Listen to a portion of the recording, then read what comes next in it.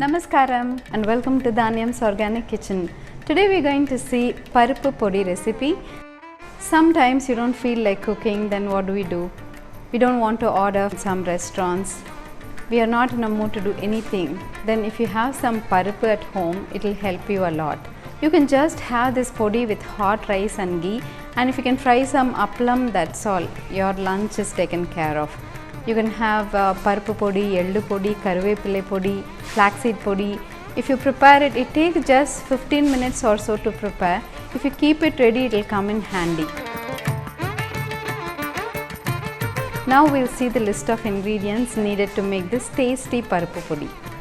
Tuvar dal 1 cup, pepper half tablespoon, dry chilies 8 or 10, roasted gram 1 cup, curry leaves a few, jeera 1 teaspoon, hing a pinch, salt as required.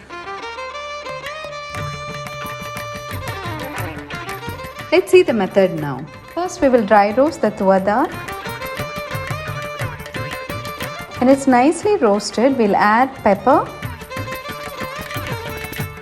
dry chilies, roasted gram, and let's mix it well.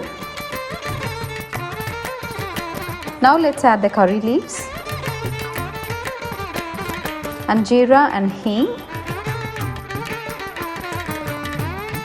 and turn off the heat. We will let it cool for some time. After it cools, we'll transfer it to the jar and add salt as required and grind it to powder. Now our delicious paruppu podi is ready.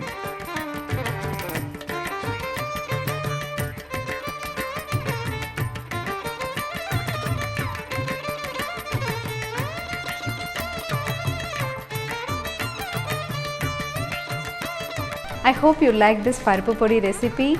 You share your feedback with me. I'll be very happy to listen to your feedback. Thank you very much for watching Dhanyam's Organic Kitchen. We'll see you in our next episode. Namaskaram.